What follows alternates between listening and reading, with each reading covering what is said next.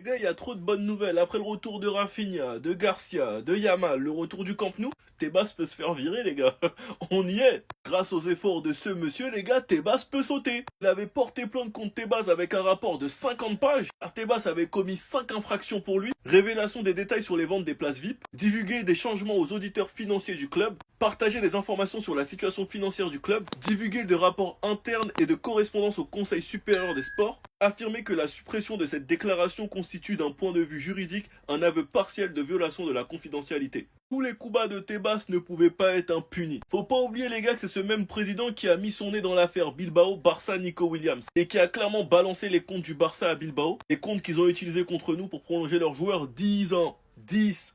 Comme si ça suffisait pas, il y a aussi une violation de la confidentialité avec Madrid, donc il est encore plus foutu. Bref, le tribunal arbitral du sport a maintenant lancé des procédures contre le président de la Liga, concernant les informations qu'il a divulguées, ça je vous ai déjà expliqué. Suite à une plainte de Miguel Galán, le président de l'association pour la transparence de la démocratie dans le sport, Tebas pourrait même être démis de ses fonctions. En tout cas, affaire à suivre. Moi je vais prier de tout mon cœur pour qu'il saute. Sinon vous les gars, vous en pensez quoi? Ramenez-vous sur Snap, on s'ennuie. Moi, perso, la question que je me pose, c'est pourquoi Javier Tebas a décidé de venir vérifier le Camp Nou avant le gros info en Espagne. Le tribunal administratif du sport vient d'ouvrir une enquête disciplinaire contre Javier Tebas, président de la Liga. Bouge pas, je t'explique tout, mais avant de commencer, n'oublie pas de t'abonner, liker et partager si mon contenu te plaît. Cette affaire a commencé l'été dernier lorsque une plainte officielle a été déposée par Miguel Galán, président de l'association Démocratie et Transparence dans le sport. Tebas a dévoilé des infos confidentielles sur les finances du Barça, des données privées liées aux loges VIP, aux revenus et même l'état réel des finances du Barça, des informations que la Liga doit garder secrètes. Tebas est même accusé d'avoir manipulé ces données-là pour influencer certaines décisions. Le Conseil supérieur du sport a validé la plainte et l'a transmise au tribunal administratif du sport. Après analyse du dossier, le tribunal administratif du sport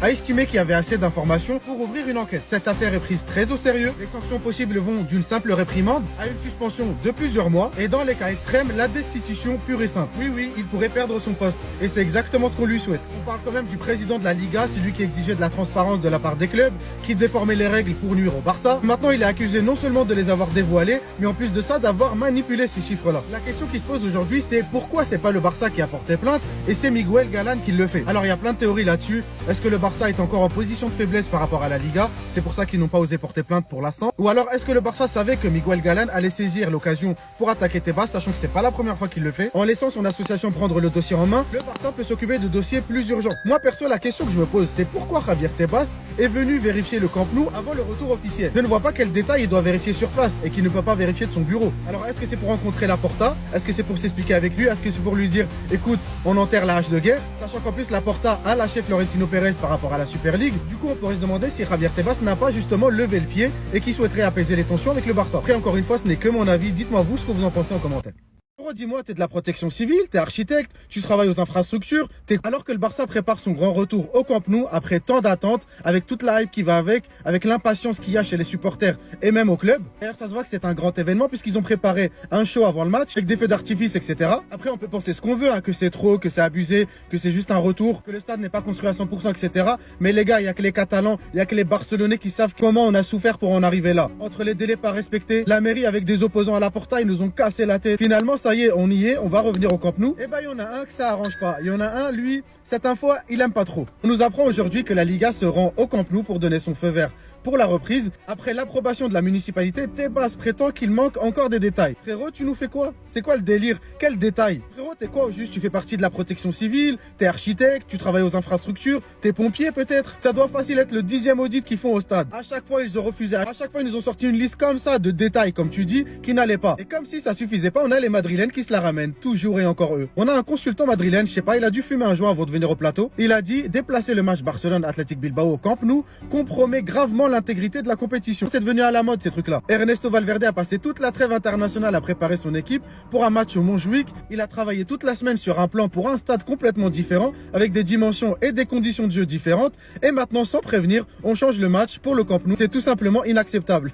Ah, le pauvre Valverde. Ah, il a changé de stade. Ah, c'est vrai que le stade du Camp Nou, il fait 2 mètres sur 4. Ah, c'est pas du tout les mêmes dimensions. Osez nous dire maintenant qu'on n'est pas l'équipe à abattre. Osez nous dire maintenant que ce mec ne fait pas tout pour emmerder le Barça. Osez nous dire qu'il n'est pas en mission pour nous détruire. Pour ceux qui nous disent que le Real Madrid n'a rien à voir dedans, c'est vrai parce que si lui détruit le Barça, ça va profiter à Getafe ou à Osasuna. J'ai une simple question à vous poser. Est-ce que vous êtes prêts?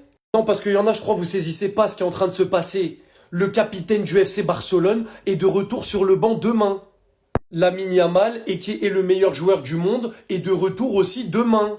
Johan Garcia, notre gardien titulaire, est normalement de retour demain. La saison du vrai FC Barcelone peut commencer. Là, on va retrouver le duo Rafinha-Yamal. Là, vous allez comprendre ce qu'est le flickball. Parce qu'il y a un flickball sans Rafinha et un flickball avec Rafinha. C'est ça que vous voulez pas comprendre. L'homme qui est tout simplement le visage du club, qui a la mentalité, qui est le capitaine. Quand j'ai dit capitaine, c'est dans notre cœur. C'est pas le capitaine officiel, mais dans le cœur de tous les Barcelonais, Rafinha, il est capitaine. Voilà. Toujours là dans les grands moments, comme pour mettre des buts mythiques comme celui-ci contre Benfica pour la plus belle remontada de l'année et sans aucun débat. Vous allez voir à quel point le flickball est fort avec Rafinha, parce qu'en fait, jouer le piège du hors-jeu, quand t'as un mec comme ça qui presse devant, ça a rien à voir, parce qu'il fait paniquer tous les adversaires, donc le piège du hors-jeu est bien plus facile à gérer pour les défenseurs. Ça part des mecs comme ça part des attaquants comme Rafinha, qui vont presser, qui vont faire chier l'adversaire, et c'est ça qui fait que le flickball est aussi fort. Donc vous allez voir avec Rafinha, ça va être 1000 fois mieux, et j'en suis persuadé. Donc maintenant, soyez prêts et faites pas les choquer. Ils ont voulu lui manquer de respect, 5e ballon d'or, pas dans le 11 de l'année. Il a dit, vous allez voir, là il va revenir, il va presser déjà, il va soulager nos défenseurs qui jouent le piège du hors-jeu.